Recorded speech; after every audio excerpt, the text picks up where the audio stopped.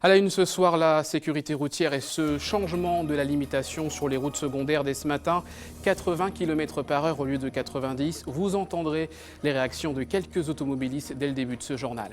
Un drapeau, 3 couleurs, un même peuple selon les membres du collectif Rouge, Vert, Noir. L'emblème créé par l'OJAM doit être partagé par l'ensemble des Martiniquais. Ils étaient rassemblés ce matin à Fort-de-France. Le trempage chaud à Trinité, à base de requins et de châteroux cette année, une 26e édition marquée également par la découverte de saveurs du monde. Et puis FR Chamflore reste à la tête du championnat de Yole Ronde après une régate âprement disputée lors de cette 9e journée du championnat. Le résumé complet dans votre page sport à la fin de cette édition. Voilà pour les titres. Bonsoir à tous. Pour le gouvernement, l'objectif est de sauver des vies, mais la mesure est loin de faire l'unanimité. Depuis ce matin minuit, la vitesse est donc limitée à 80 km/h au lieu de 90 sur l'ensemble des routes secondaires. Certains panneaux ont déjà été changés. Écoutez les réactions des usagers de la route. Le reportage de Loïc Régis. Il faudra donc lever le pied. L'abaissement de la vitesse à 80 km/h, comme sur cette portion de route, est entré en vigueur aujourd'hui. Sont concernées de nombreuses voies à double sens qui ne disposent pas de séparateur central. Une mesure peu dissuasive selon certains automobilistes. Ah, des autres voies, on ne va pas respecter. Ouais. Bon, on va respecter les radars, mais la limitation, les panneaux, ça va pas tenir pour moi. C'est la loi, on est obligé de se plier à la loi, et puis voilà, il n'y a pas de souci. Hein.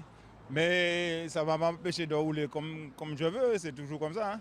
Ils vont faire attention à tout ce qui est radar et compagnie, mais dès qu'ils vont passer les radars et les lieux de restriction, ils vont y aller à fond, quoi. Terminer les 90 km/h, c'était une décision annoncée du gouvernement pour diminuer le nombre d'accidents sur les routes. En réduisant ainsi la vitesse, on gagne 13 mètres en distance de freinage, sauf que certains craignent l'effet inverse. Quand la personne voit un panneau 80 km/h, la personne automatiquement, surtout lorsque vous avez une tranche d'âge entre 50 ans et plus, ces gens-là sont à peu près à 20 km de moins. Et à ce moment-là, ça pose problème. Et ça peut créer un accident, parce que tout le monde va chercher à aller doubler par la droite. Selon lui, il faudrait davantage insister sur la prévention. Revoir un petit peu le comportement de tout le monde et faire des messages passés et refaire la formation des automobilistes ainsi que les motards à la Martinique. Les radars automatiques sont déjà paramétrés pour la nouvelle réglementation. 80 km/h, sinon c'est l'amende. Une contravention de 68 € minimum et un point de moins sur le permis. Il faudra donc lever le pied. La vitesse que vous êtes également prié de réduire pour la pollution de l'air. L'indice de la qualité de l'air était de 8 ce dimanche. Il devrait le rester demain. La procédure d'alerte a été activée par la préfecture avec notamment l'interdiction de brûlage de déchets verts. On poursuit ce journal avec ce rassemblement à Fort-de-France autour du drapeau rouge, vert, noir, les couleurs de l'emblème créé par l'OJAM en 1962. Il flottait dans les airs, porté par des militants du comité rouge noir, vert noir. Leur objectif, faire de ce drapeau l'étendard officiel de la Martinique. L'une des participantes revient pour nous sur la signification du drapeau et de ses couleurs. Écoutez. Je peux reconnaître moi dans ces couleurs-là parce que noir, c'est couleur-là pour moi, peuple moi, et vert là, c'est couleur-là nati, gardez avant tout nous, et rouge là, c'est pour ça, ces ancêtres-là versés, bah nous toutes. Donc c'est, je senti comme moi dans le drapeau là, je senti l'identité moins fort dedans. Là, on commence en bas, il faut continuer, sinon il est mort. Nous allons continuer là, pour nous bailler force, pour nous faire arriver, pour nous continuer chiméen et pour nous arriver là, nous les arriver. L'année ça fait 55 ans que ces couleurs associées en drapeau. Donc depuis l'OJAM, donc nous organisons manifestation pour nous faire des artisans qui d'accord et puis ces couleurs qui travaillent dans les produits Martinique faire vivre et puis aussi pour déconstruire en série l'idée comme en Maïni allant tous ces couleurs contre ces drapeaux Malsa ou bien ces drapeaux les indépendantistes etc. Des gens comme M. Malsa ils ont porté force en disant combattant mais drapeau a monté longtemps avant M. Malsa, avant il mène un combattant. Donc c'est taille, mais c'est pas taille seulement, c'est à tout peuple martinique. Voilà une tradition qui ne souffre d'aucune contestation, le trempage chaud, 26e édition à Trinité, requin, châteroux et pour le reste une recette inchangée et un succès qui ne se dément pas. Les meilleurs moments de cette 26e édition avec les images et les réactions recueillies par Loïc Régis. Apprendre manger, manger, paya. Maïlani bon mangeant, paya. Apprendre manger, manger, paya. Maïlani bon mangeant, paya. Apprendre manger, manger, paya. Manger, paya qui bon pour nous. Apprendre manger, manger, paya. Manger, paya bon pour nous. Apprendre manger, manger. J'ai goûté le requin d'abord et puis en fait après on nous invite à une table où il y avait encore du chartreux. Donc j'ai goûté aux deux finalement et c'était excellent. C'est hyper convivial. Tout le monde est réuni autour de la table, il y a de la musique, les gens sont contents, c'est un super événement. Avec ma famille, ça fait depuis 3 ans que nous venons ici, c'est une tradition et quand je serai grande, j'essaierai de transmettre cette tradition à mes enfants. Nous venons pour ça. Chaque année, travail chaud. Ça, c'est une spécialité d'unité. Poisson noir, c'est bon manger. Apprendre manger, manger, paya. Maïlani bon mangeant, paya. Apprendre manger, manger, paya. Maïlani bon mangeant, paya. Apprendre manger, manger, paya. Ni moun kapodian, paya. Apprendre manger, manger, paya. Je dis merci à tous ceux qui ont répondu à notre appel, qui sont présents aujourd'hui. Nous avons certes des Trinitéens, mais aussi beaucoup d'invités qui sont venus de l'extérieur, des villes avoisinantes et puis des touristes qui sont sur la Martinique en ce moment. Un petit clin d'œil aux invités de l'Espliardon qui sont venus et vraiment une très très belle manifestation, très belle édition encore cette année. Manger paya qui bon pour nous. Apprendre manger, manger, paya. Manger paya bon pour nous. Apprendre manger, manger, paya. Belle manger, bon manger. Apprendre manger, manger, paya. Et on reste dans la culture avec notre invité ce soir, Eric Nabajot, bonsoir. Bonsoir. Maître de conférence à l'Université des Antilles, politiste. Vous serez demain au kiosque Guédon à Fort-de-France pour l'ouverture du Cénacle, le festival culturel de la ville de Fort-de-France, avec notamment au programme un regard croisé entre le Bélé et le Gros Cas. Pourquoi justement faire cette comparaison entre le Gros Cas et le Bélé? En fait, il s'agit de deux musiques qui ont des racines historiques depuis l'esclavage, la société de plantation et compagnie, qui ont des symboliques très, très fortes et qui, contrairement à ce qu'on croit, ont aussi une écriture assez particulière. Les ethnomusicologues travaillent beaucoup sur la manière dont les choses sont structurées. Et ces deux musiques ont cette histoire et ce développement en commun. Par contre, quand on regarde comment elles s'articulent, ces musiques sont différentes. Alors justement, quelles sont ces différences selon vous? Eh bien, au fond, ce qu'il y a d'intéressant, c'est la relation entre le chanteur, le danseur et les tambours. Une fois qu'on a dit ça, on est dans le sens commun des choses. Par contre, quand on voit la manière dont une ronde Bélé s'organise, la manière dont les pas sont construits, quand on voit les instruments qui sont utilisés, le rôle du ciboire dans le tambour, quand on voit la relation entre le chanteur, les danseurs et les musiciens, on note des différences assez importantes entre le Bélé et le Gouka. Alors vous l'avez dit, ces deux musiques qui sont nées notamment de l'esclavage, une histoire commune entre la Martinique et la Guadeloupe. Alors d'où viennent ces différences puisqu'on parle d'un même constat, d'une même histoire? Eh bien, tout simplement parce que c'est un peu de la géographie culturelle. Les individus s'adaptent quelque part à leur environnement. Et à partir de là, ils construisent, avec les repères qu'ils ont, ils construisent un certain nombre de thématiques. Et c'est ça qui fait la distinction. D'ailleurs, en Guadeloupe même, quand on regarde le Gouka, vous allez trouver des différences entre ce qui se passe en Grande Terre, ce qui se passe sur la Basse Terre, sur certaines zones. Et c'est ça qu'il faut apprendre à comprendre. Les individus, ils s'adaptent à leur milieu. Alors pourquoi aujourd'hui il est important de ne pas oublier cette différence? Alors au-delà, j'allais dire presque du patriotisme pour affirmer la singularité du Gouka et du Bélé, qu'est-ce que cette différenciation peut apporter dans la compréhension de ces danses? La danse est avant tout un moyen d'expression. La danse a des codes. La musique a des codes. Donc il est intéressant pour nous de comparer les codes, voir comment ils fonctionnent. Surtout dans des périodes où tout est dans tout. Aujourd'hui, tout le monde s'intéresse au Gouka, tout le monde s'intéresse au Bélé.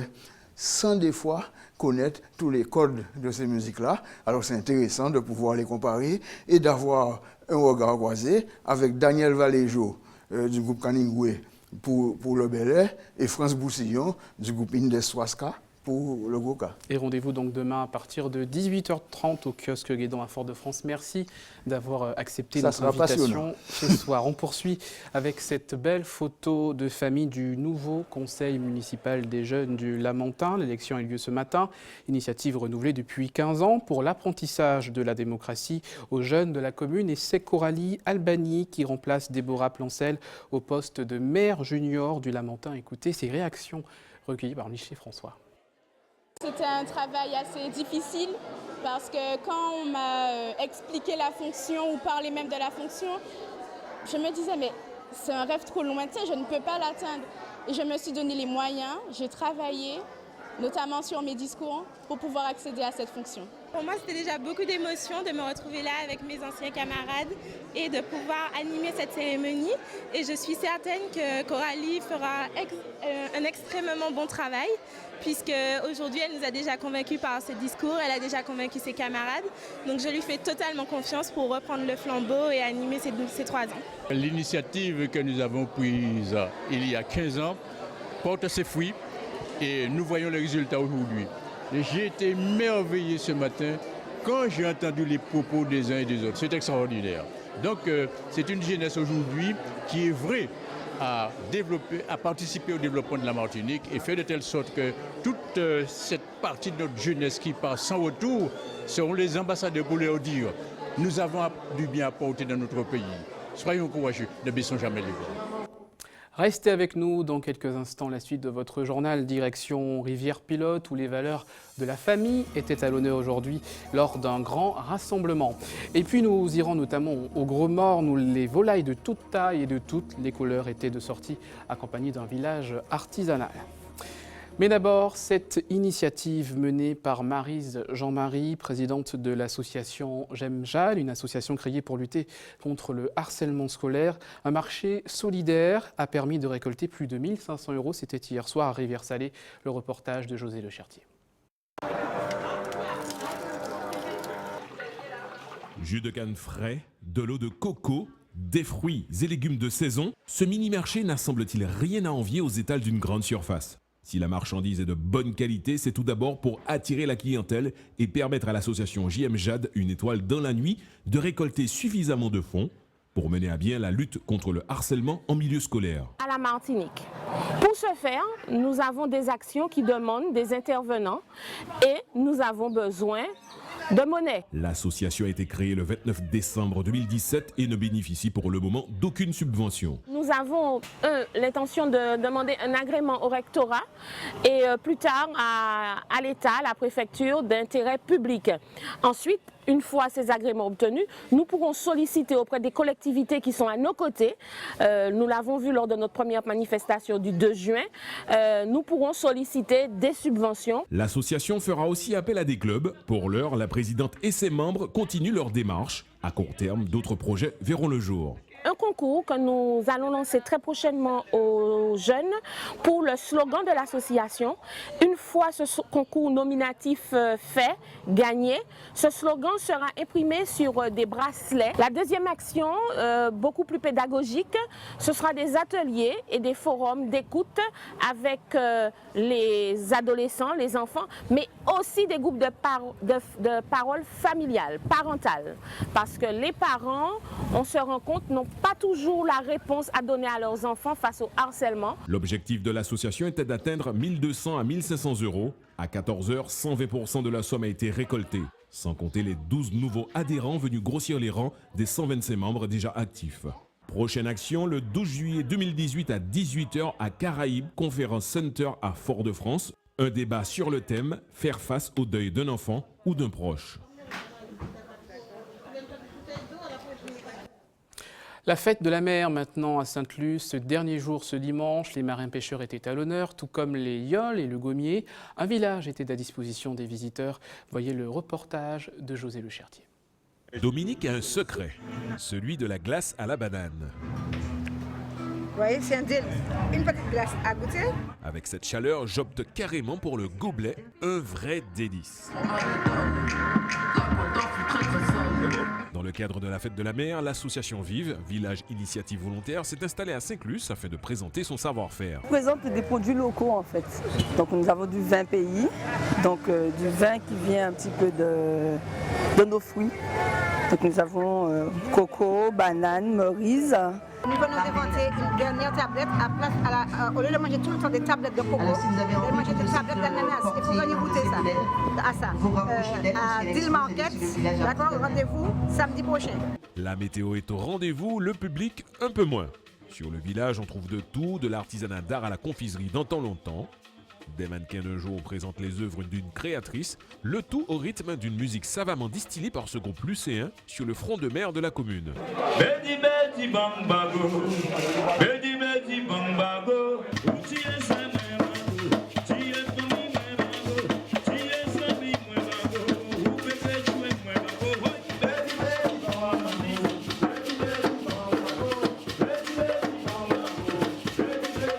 Les rares touristes, eux, dégustent des langoustes,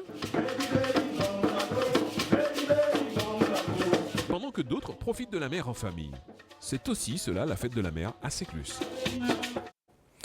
Autre fête, celle de la famille à Rivière-Pilote ce dimanche avec notamment ce rassemblement organisé par la mairie depuis plusieurs années. L'objectif, mettre en valeur donc les valeurs de la famille partagées par l'ensemble des habitants. Le reportage de Camille Joseph et Philippe Pollini. Monsieur le maire va remettre le diplôme de la ville de Rivière-Pilote. Prise de parole, fleurs et cadeaux sont au programme de ce moment d'échange et de convivialité entre pilotins à la salle Lumina Sophie. Ça me fait chaud au cœur de savoir qu'il y a encore des gens, des municipalités, des personnes qui apprécient de mettre en valeur la famille.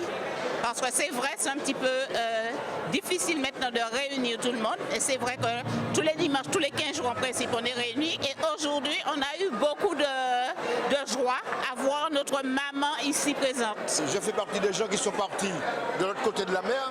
Donc je suis resté assez longtemps sans ma maman. Donc 33 ans en définitive. Donc je suis revenu après 33 ans. Donc maintenant je suis avec elle. Je vis avec elle. Je prends soin d'elle. Et puis, j'arrivais pas à lui dire je t'aime parce que notre génération, ça sortait pas. Mais maintenant, quand ça sort, et puis je dirai à ma maman que maman, je tiens à cela. Et d'ailleurs, le dimanche après-midi, je ne prends aucune invitation. Il n'y a que la famille qui compte. Nous nous réunissons. J'ai 69 ans. Depuis 69 ans, je connais ça. Je suis né, j'ai connu. Et je tiens à ce que ça perdure. Pour que ça perdure, les jeunes parents ne sont pas oubliés. Bon, ma mère, elle est partie tôt, mais elle était tout pour moi. Donc, je pense que la famille, c'est tout. C'est le partage, c'est la solidarité. Et puis, c'est un moment convivial. Ce rendez-vous annuel donné par le maire de Rivière-Pilote est l'occasion de mettre à l'honneur différentes familles et en montrer leur implication à la vie citoyenne. Une manifestation qui véritablement a du sens. Donc j'ai joué mon rôle avec mon équipe, faire en sorte que toutes les personnes puissent se retrouver dans ce que nous appelons le vivre ensemble. Comme maman disait avant, premier famille ou ses voisins. Donc maintenant, il y a des voisins, il y a des familles. Et j'ai demandé aussi aux différentes personnes de dialoguer. Les gens sont trop enfermés chez eux. Il faut sortir, il faut s'ouvrir. Pour tous, hôtes et invités, c'est un moment important. Un rendez-vous qui, selon eux, délivre un message clair sur le rôle fondamental de la famille.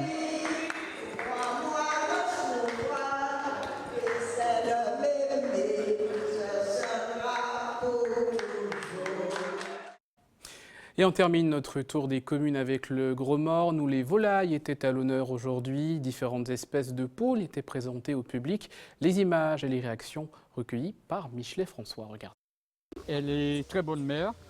Elle sauve tous ses petits. Vous mettez un œuf de, je sais pas moi, je dirais de pain, elle couvre l'œuf. Très assidu. Voilà. Nègre soie. C'est la poule foire qu'on a. La particularité, tout est noir, la pâte noire, la peau. Oui, la peau la chair est noire. Comme j'ai toujours aimé la nature, les animaux, j'étais toujours dedans et petit.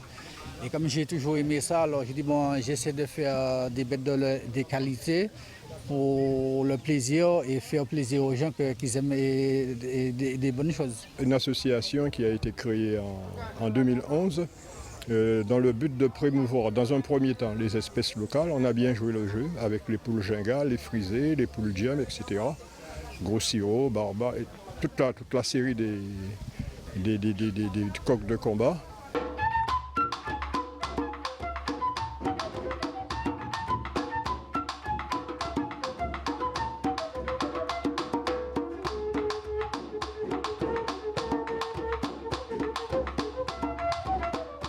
Notre manifestation est avant tout culturelle, faire découvrir les poules d'ornement. Et comme je suis créatrice amateur de bijoux qui tournent autour des larmes de Job, j'ai décidé d'être présente aussi sur la manifestation. Et j'ai invité une autre créatrice qui elle est professionnelle et qui fait de la création autour de bijoux en nacre et en coquillage, qui s'appelle Joanne Serrali. Il n'y a pas de la même couleur? J'en ai plus, c'est la dernière. C'est pas grave. Je vous dois combien? Ça, plus ça? Mailani bon mangeant paya. Ni moun ka podian paya. Ni moun ka défend paya. Ka défend produit paya. Ka étudier produit paya. Voilà pour cette belle balade au Gros Morne. C'est l'heure de retrouver votre page sport.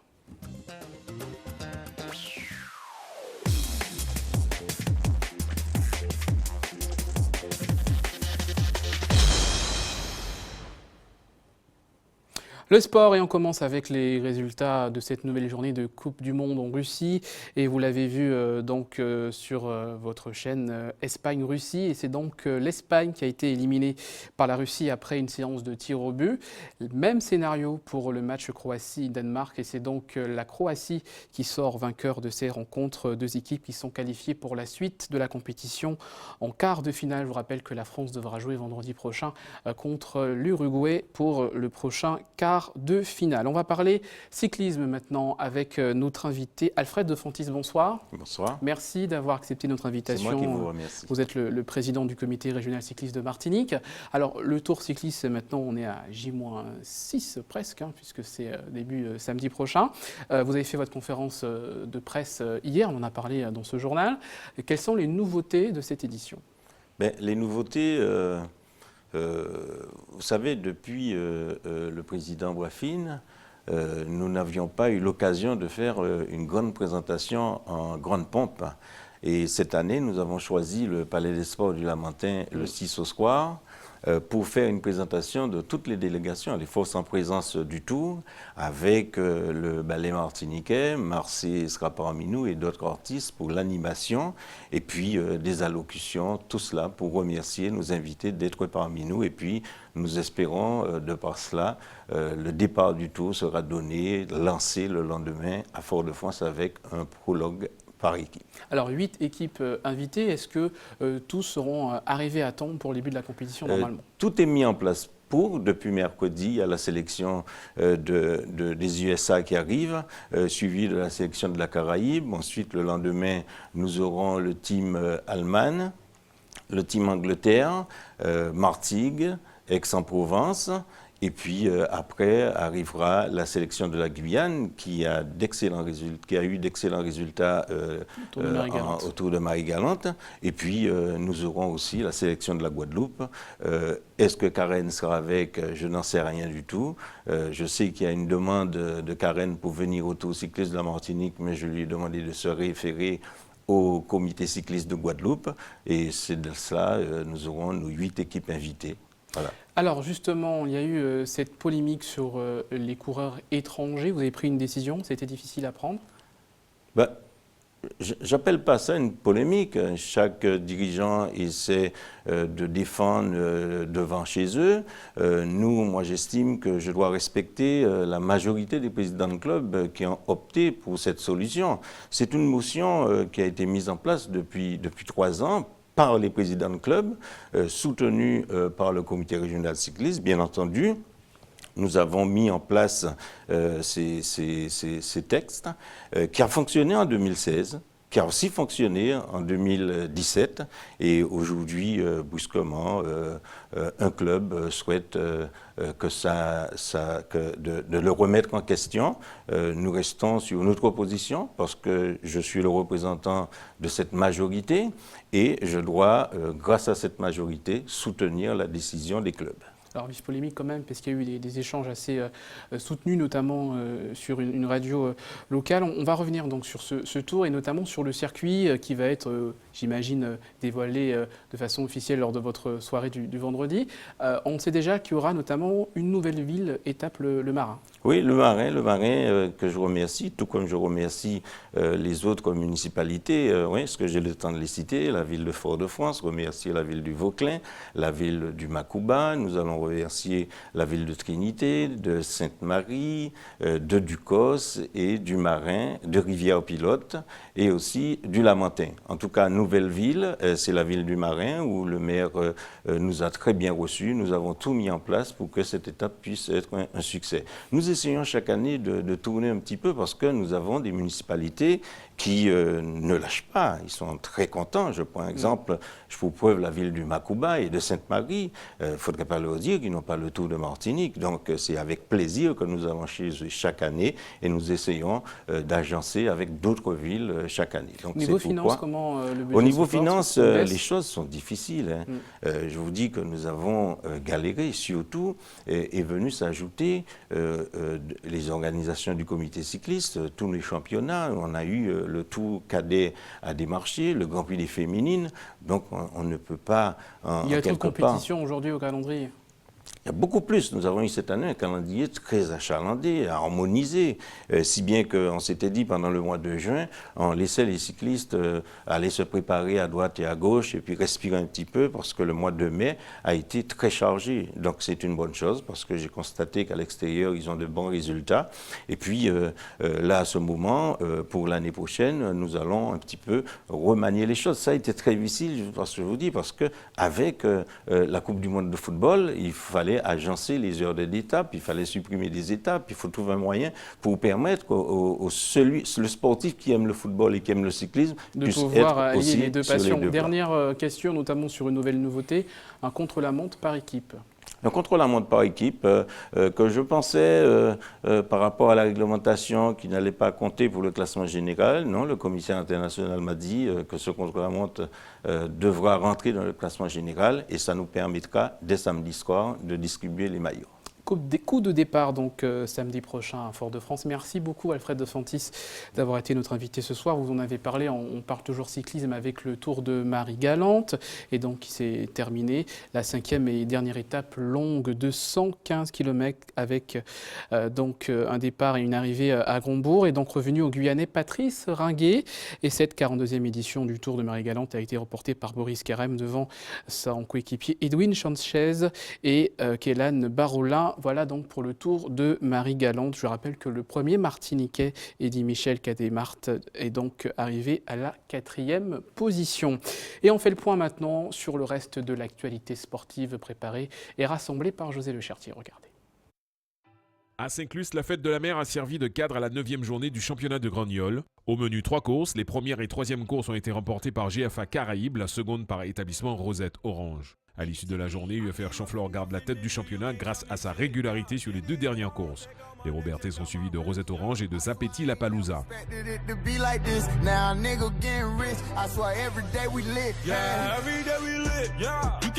Nous passons au modélisme avec la 5e manche de la saison organisée par le club auto radiocommandé. La catégorie 1/8e électrique est revenue à Eddy Montabor. Il est suivi de Patrick Illion et de Laurent Charles. En 1/8e classique thermique, c'est Patrick Illion qui s'illustre, il devance Jean-Claude Enzala et Jean-Jacques Moreau. En 1/5e thermique, Jean-François suivant 11 gagne devant Daniel Charles et Anissé suivant 11.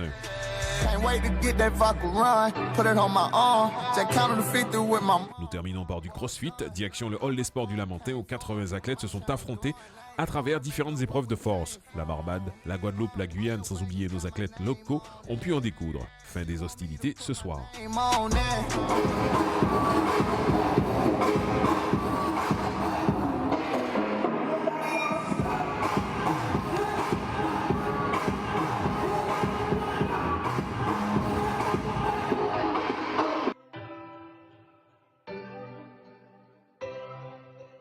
Think it's a game. I came up from nothing, nigga, you can't tell me shit, yeah. Did it on my own, check out my neck, check out my wrist, yeah. I swear I ain't never expected it to be like this. Now a nigga getting rich. I swear every day we lit. Yeah, every day we lit, yeah. You can't tell me shit, yeah. Remember I was broke, yeah. Now I'm getting rich, yeah. When you diamond colder than a bitch, then you know you lit. When you quit. Mes sportifs ont répondu présent tout d'abord.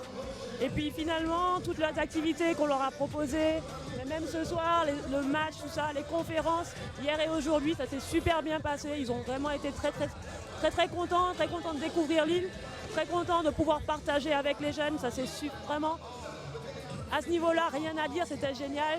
Ils en redemandent, ils n'ont pas envie de partir. Demain c'est fini, mais en tout cas, on parle déjà d'une seconde édition. All your bangles got my name on it. She want me to put my name on it.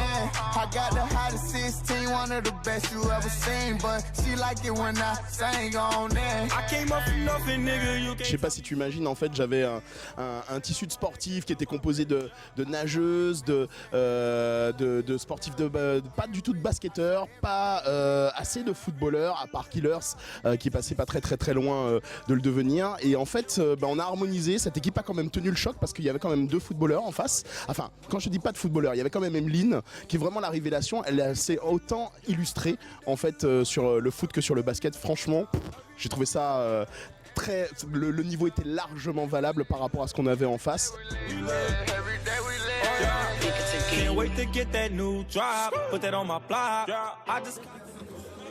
Mon Dieu, fais pas des choses pareilles. Eh bien écoute, j'ai couru dans tous les sens. À l'aise, un petit peu. On est là pour penser au sport martiniquais.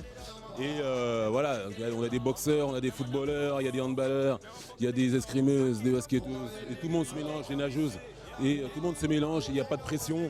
Et voilà, c'est l'important, c'est voilà, de profiter du moment et de faire j'irais souffler en plus. Faut faire courir, je sais pas faire moi.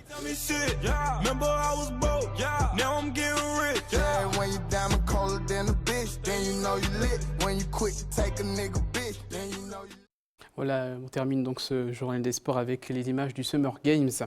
Je vous rappelle, pour les personnes qui souhaitent faire un don du sang, demain, en direction donc de la Trinité avec toute l'équipe de l'EFS pour le camion entre 8h et 13h, place de la mairie.